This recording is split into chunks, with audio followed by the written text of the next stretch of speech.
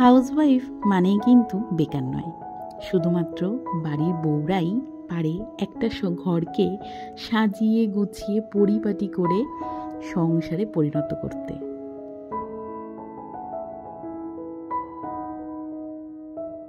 Hello everyone, কেমন আছো সবাই? আশা করছি সবাই ভীষণ ভালো আছো। আমি পিয়ালি। আমাদের ছোট্ট সংসারে তোমাদের সকলকে জানাই অনেক অনেক স্বাগত এবং অনেক অনেক ভালোবাসা।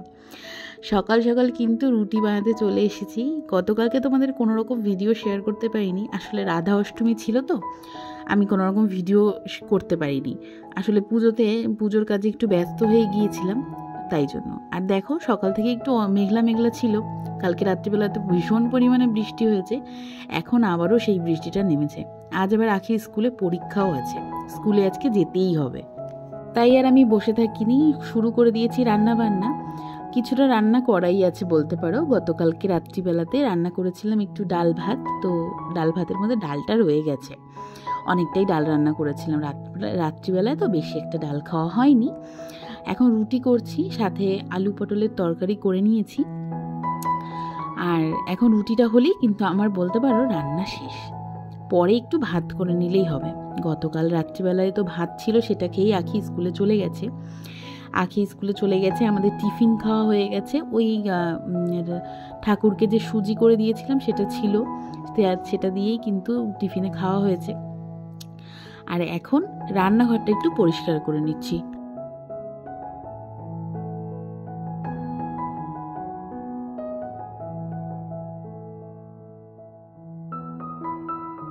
গিয়েছিলাম একটু খাবার জল আনার জন্য, জানো তো।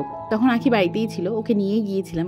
এত পরিমাণে বৃষ্টি নামলো যে 2 মিনিটও আর দাঁড়াতে পারিনি। কোনো রকমে বড় বড় যে 2 লিটারের বোতলগুলো হয়, সেগুলো 5টা বোতল ভরেই চলে এসেছি।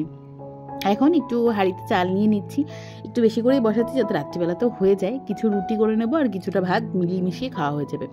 আর দেখো, রান্নাঘর তো প্রতিদিনই ব্যবহার করি, আর প্রতিদিনই পারি একটু একটু করে ঝাড়া দিয়ে রাখি, জানো তো। মানে ঝাড় দিয়ে রাখি যাতে বেশি নোংরা না হয়। বেশি নোংরা হলে না প্রচুর পরিমাণে ধুলো ওড়ে, আর ঘরে আর তখন থাকাই যায় না।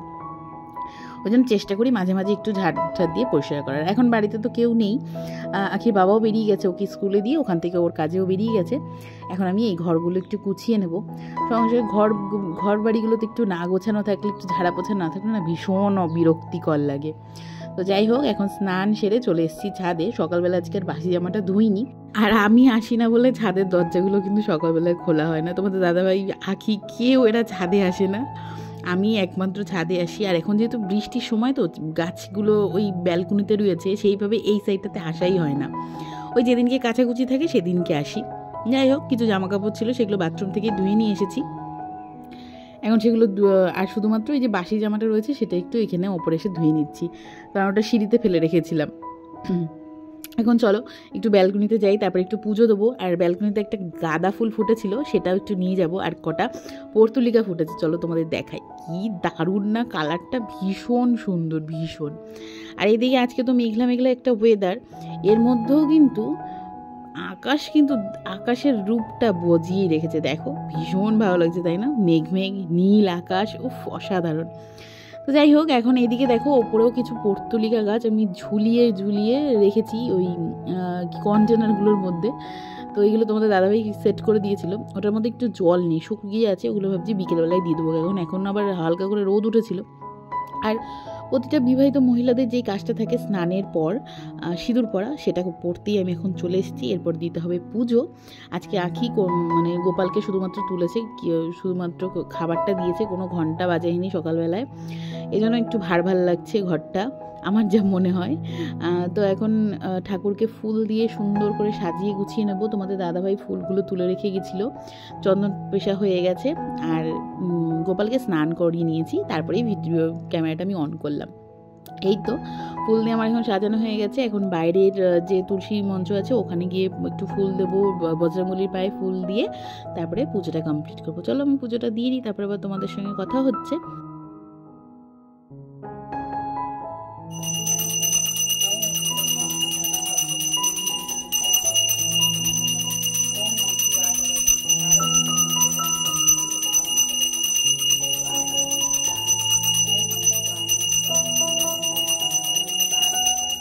এখনের মতো পুজো কমপ্লিট হলো।